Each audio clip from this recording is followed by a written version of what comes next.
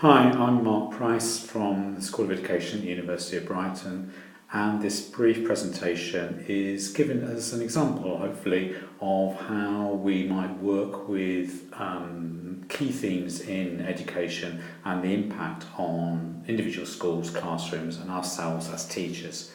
I'm just going to be talking through a few slides and giving you a bit of an insight into, for me as a teacher, the way that key issues, both in terms of education and more broadly in social issues, nationally and globally, then kind of impacted on the way the schools worked and on my own role as a teacher. So this slide presents just a bit of an overview of the themes of the module, and I think Liz is going to talk through these a bit more fully, really talking about how we might take into account particular agendas or trends or immediate issues in schools and education, the way that these relate perhaps to broad issues of ideology and external influences, and then, as I said before, the impact that this has on schools, on teachers and other related professionals, and of course on children and young people, and how, as individual teachers, we then make sense of that. So, just a little bit about me. I did a degree in physics and musical acoustics. And whilst I was doing that, and in fact before I went to university, I was quite involved in helping set up a local youth centre and was involved in the local youth theatre projects up in Leicestershire. When I finished my degree, I worked at the Science Museum for a couple of years, and I also worked as an adventure playground worker in the White City in West London. And this was really the time, I think, which kind of inspired me to work with children and young people. And having a sister, an older sister, who was a special needs teacher in Hereford, that really inspired me to then take a PGCE year and train to be a secondary physics teacher. So the point that I really entered into the teaching profession, at the time I remember there being a number of I suppose what I would call particular social political issues at the time.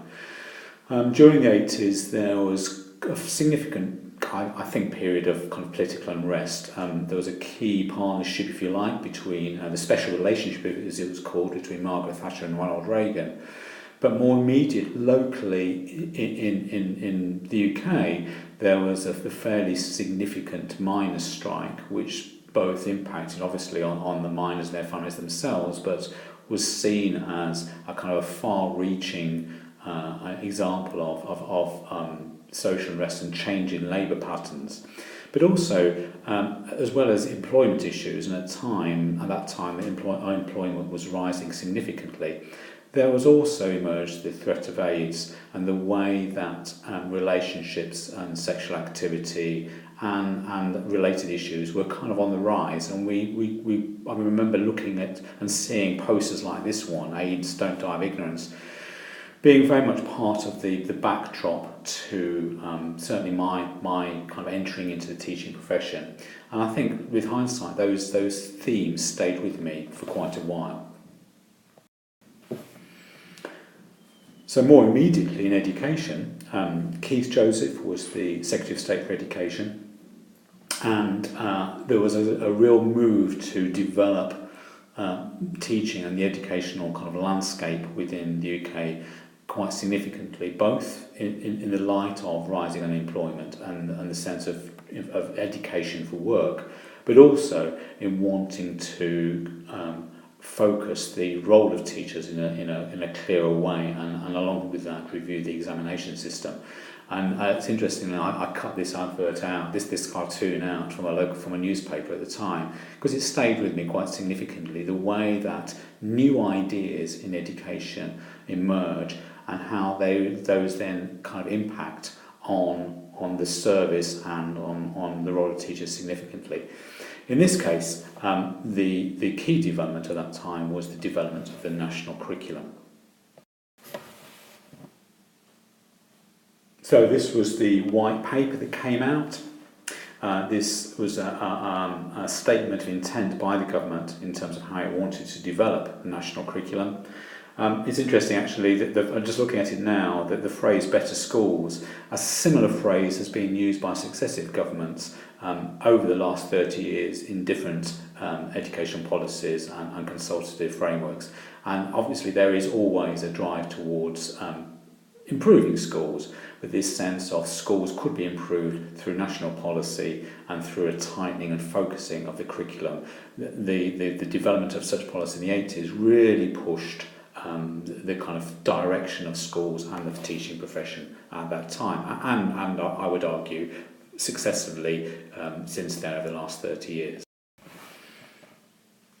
So the backdrop in then is I've talked about the social issues at the time: rising unemployment, miners' strike, the arrival of AIDS, concerns over social issues which were impacting on society. And although Thatcher famously challenged the idea that there was such a thing as society at the time, certainly in education, the sense of a growing awareness and understanding of the need for what was referred to as pastoral work and tutor time, and perhaps that phrase of thinking about social and emotional aspects of learning being a significant aspect of education. And this, I think, for me as a kind of a new teacher entering the profession, this really struck a chord with me in terms of then how I saw the role of schools and the role of teachers. That as well as my own subject, physics, the importance of thinking about the child's whole development and how schools and teachers worked with children and young people, not just in terms of their own subject, but in terms of their totality, or the whole aspect of their life and development. That for me became really, really important in terms of framing my understanding of being a teacher. So as well as teaching physics, I had my own form, 30 what we call year 9 now, 30 year 9 students. I saw them twice a day for registration, and then I also had them for kind of extended tutor time, which now we would probably call PSHE. And I just remember at the time becoming more and more kind of familiar and understanding the lives of individual students in my class, and how each of them had a different story to tell, if you like. And two that stayed with me in particular. Daniel never really fitted in. He was a bright kid and he achieved well, but he was always alone. And looking back, and at the time, I think even then, I was aware that he was probably being bullied, and primarily for just being different. He didn't fit in physically in terms of interests or how he conducted himself or whatever, and so was, I think, the effect of probably low-level bullying pretty much all the time I was his form tutor. Rebecca, completely different. Rebecca was incredibly enthusiastic, really joined in everything. She had 3 young siblings which she looked after, and she would often talk about them. They were from ages of kind of 5 through to 11. But she also talked about her boyfriend at times. Her boyfriend was 19, she was 14. And at the time, I found it really unsettling. And with hindsight and within current safeguarding kind of levels of understanding, I think we would have started to kind of raise alarm bells about her safety generally and her well-being. But at the time, her enthusiasm, if you like, carried her through her school life. But even then, I had a sense that the everyday classroom conduct and achievement for those children wasn't the only thing. I was thinking all the time about how can schools extend their work beyond the classroom to support them, and how, at an individual level, do I best support and work with Daniel and Rebecca.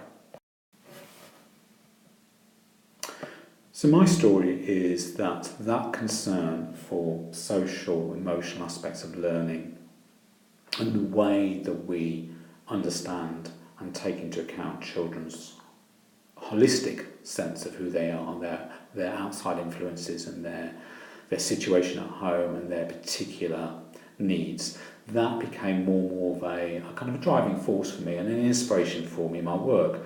And that led me to be more involved in out-of-school learning. And the photo here is of a Welsh farmhouse. That's the school brought very cheaply, and then we used to use it to take groups away every term, in fact.